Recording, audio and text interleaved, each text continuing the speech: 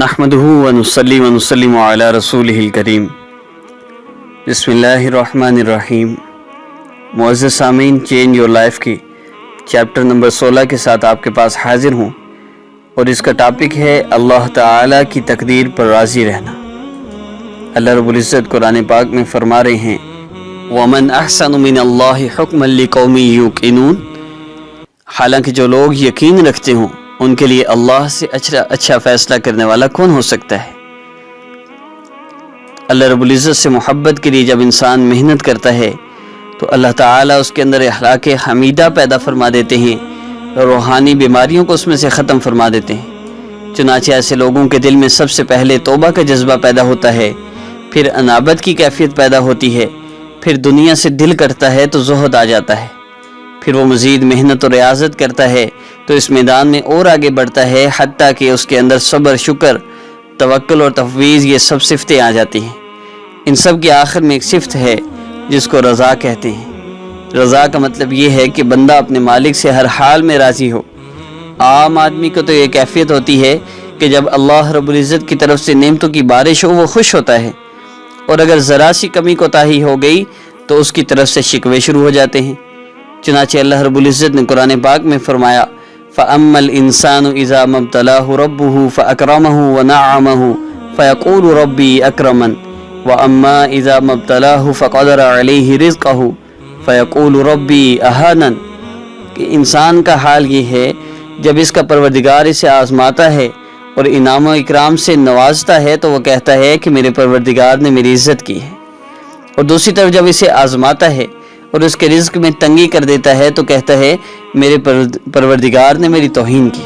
یعنی انسان اتنا تھوڑ دلا ہے کہ جب اس کو پیسہ ملا تو کہتا ہے میرے اوپر میرے رب کی بڑی مہربانی ہے، اور جب تنگی آتی ہے تو سمجھتا ہے بس اللہ مجھ سے ناراض ہو گئے۔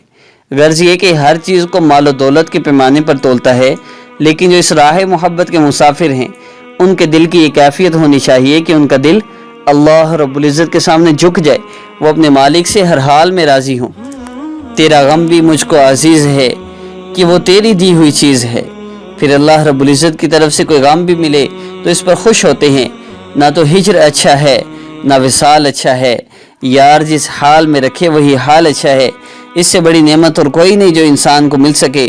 چنانچہ قرآن کریم میں اللہ رب العزت نے ارشاد فرمایا وَرِضْوَانٌ مِّنَ اللَّهِ اکبر، اور اللہ کی طرف سے خوشنودی تو سب سے بڑی چیز ہے۔ چنانچہ دنیا میں اس مقام رضا کی خوشخبری صحابہ رضی اللہ عنہ کو مل گئی۔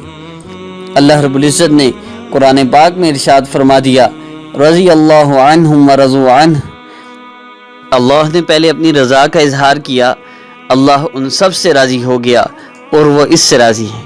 اس آیت کی تفسیر میں علامہ سلمی رحمہ اللہ فرماتے ہیں کہ قضاء میں کوئی کڑوا حصہ آ بھی جائے تو انسان اس پر بھی راضی ہو۔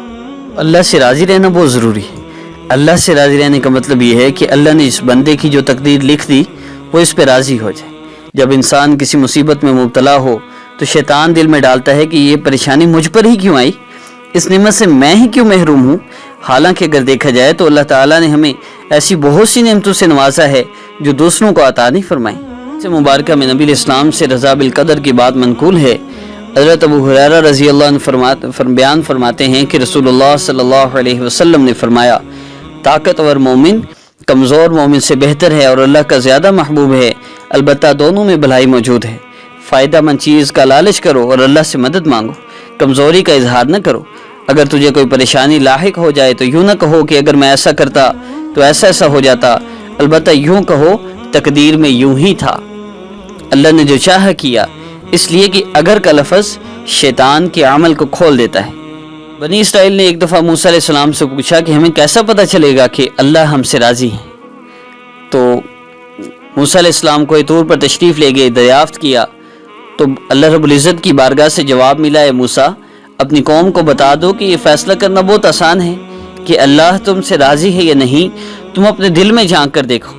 اگر تم اللہ سے راضی ہو تو اللہ تم سے راضی ہے، اور اگر تم اللہ سے راضی نہیں تو اللہ بھی تم سے راضی نہیں۔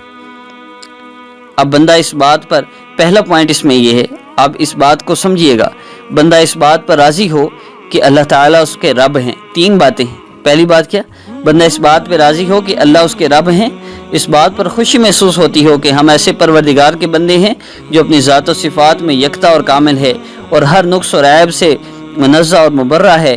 حضرت علی رضی اللہ عنہ کا قول ہے، اے اللہ میرے لیے یہی عزت کافی ہے کہ آپ میرے رب ہیں، اور میرے لیے یہی فخر کافی ہے کہ میں آپ کا بندہ ہوں۔ دوسری بات، بندہ اس بات پر راضی ہو کہ نبی علیہ السلام اس کے پیغمبر ہیں۔ جب نبی علیہ السلام کی تعلیمات کا نور اس کے دل میں اترتا ہے اور کیفیات نبوی زندگی میں شامل ہوتی ہیں تو قلب میں شکر کا احساس پیدا ہوتا ہے کہ اللہ تعالیٰ نے ہمیں نبی علیہ السلام کا امتی بنایا۔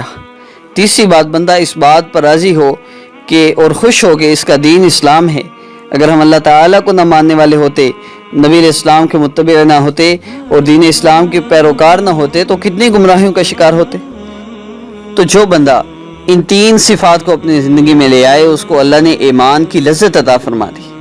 حضرت ابو ہریرہ رضی اللہ عنہ فرماتے ہیں کہ نبی علیہ السلام نے فرمایا کہ تم میں سے جو خواہش مند ہے کہ وہ اپنے اوپر اللہ کی نعمتوں کی واقعی قدر کرنے لگے، اسے چاہیے کہ وہ اپنے نیچے والوں کو دیکھے نہ کہ اپنے اوپر۔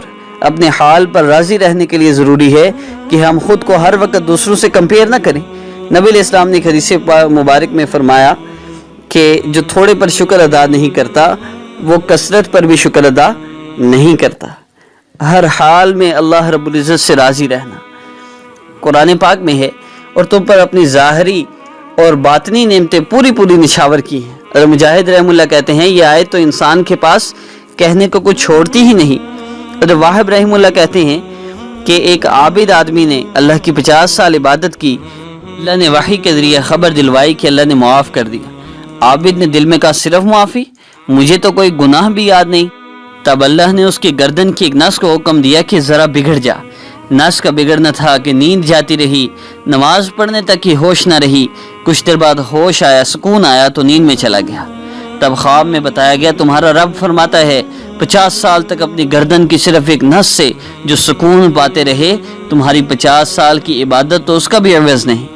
ابن ابی دنیا رحمہ اللہ ذکر کرتے ہیں داؤد علیہ السلام نے خدا سے دریافت کیا تیری مجھ پر کم سے کم نعمت کیا ہے؟ اللہ نے داؤد علیہ السلام کو وحی کی، داؤد ذرا سانس لو۔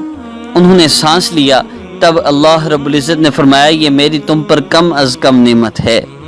اس بات کی روشنی میں ابو داؤد شریف کی اس حدیث کا مطلب واضح ہو جاتا ہے جو کہ حضرت زید بن ثابت رضی اللہ عنہ اور حضرت عبداللہ بن عباس رضی اللہ عنہ سے مروی ہے کہ اللہ اگر آسمان اور زمین کی سب مخلوقات کو عذاب دینے پر آئے تو اس کا ایسا کرنا ہرگز ظلم نہ ہوگا، اور اگر ان پر رحم کرے تو اس کا رحم فرمانا ان کے اعمال کرنے سے کہیں برتر ہوگا۔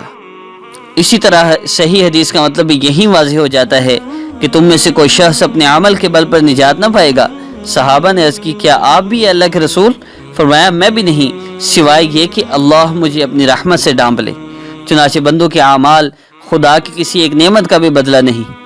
ابو الملیح رحمہ اللہ کہتے ہیں موسیٰ علیہ السلام نے خدا سے دریافت کیا شکر کی بہترین صورت کیا ہے؟ جواب آیا کہ یہ ہر حال میں تم میرا شکر کرتے رہو، یہ بہترین صورت ہے۔ اگلا علمی نکتہ ہے رضا کے مقام کی علامات، کہ آپ رضا کو پہنچ گئے تو اس کی سٹیپ کیا ہیں۔ جب اللہ تعالیٰ کی طرف سے بندہ پر کوئی پریشانی آئے تو عین مصیبت کے وقت میں دل میں اللہ تعالیٰ کی محبت جوش مارے۔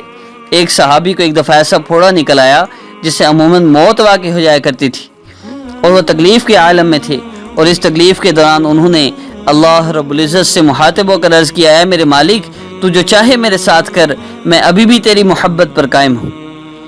دوسرا پوائنٹ ہے جو بندہ شہوت کو چھوڑ دے وہ اپنے رب سے راضی ہو جاتا ہے۔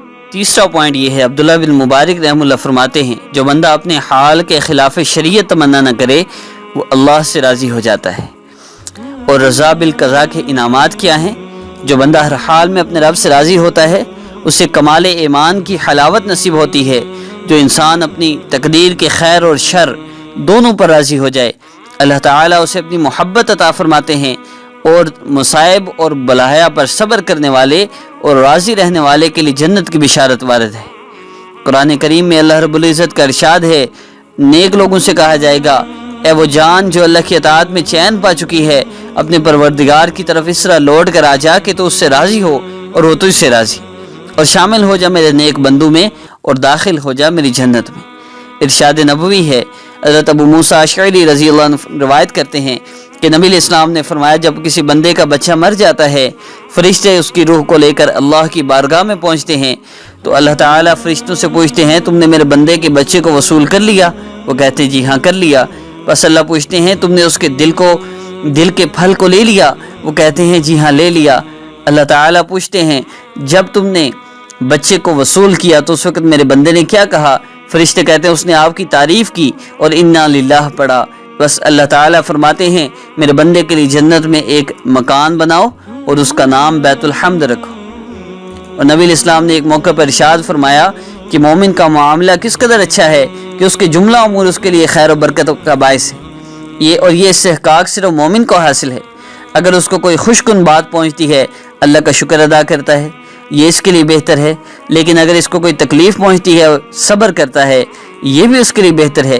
لہٰذا ہمیں چاہیے کہ مقام رضا کو حاصل کرنے کے لیے پوری ہمت لگا دیں۔ اللہ رب العزت سے ہر حال میں ہم راضی رہیں، کوئی بھی موقع ہو، کوئی بھی پریشانی ہو، کوئی بھی مشکل ہو، ہماری زبان سے بس یہ نکلے اے میرے مالک آپ چاہتے ہیں میں اس حال میں رہوں تو میں اس حال میں بھی راضی ہوں، آپ چاہتے ہیں میں اس اذیت میں رہوں میں اس اذیت میں بھی راضی رہوں، آپ چاہتے ہیں میرا دل یوں ہی تڑپتا رہے تو آپ کے لیے مجھے یہ تڑپ بھی قبول ہے، میرا یہ تڑپنا بھی آپ کے لیے ہے، میری یہ سانسیں بھی آپ کے لیے ہیں، میں اس مصیبت پر صبر کرتا ہوں، صبر کرتی ہوں، آپ جس حال میں مجھے رکھیں میں اس حال میں بھی آپ سے راضی ہوں۔ معزز سامعین، اللہ رب العزت مجھے اور آپ کو ہر حال میں اللہ رب العزت سے راضی رہنے کی، ہر حال میں اللہ کا شکر ادا کرنے کی توفیق عطا فرمائے۔ ہمیں چاہیے کہ ہم مقام رضا کو حاصل کرنے کے لیے ہمت کریں، اللہ رب العزت سے ہر حال میں راضی رہیں۔ اللہ رب العزت مجھے آپ کو عمل کی توفیق عطا فرمائے۔ وآخر دعوانا ان الحمد للہ رب العالمین۔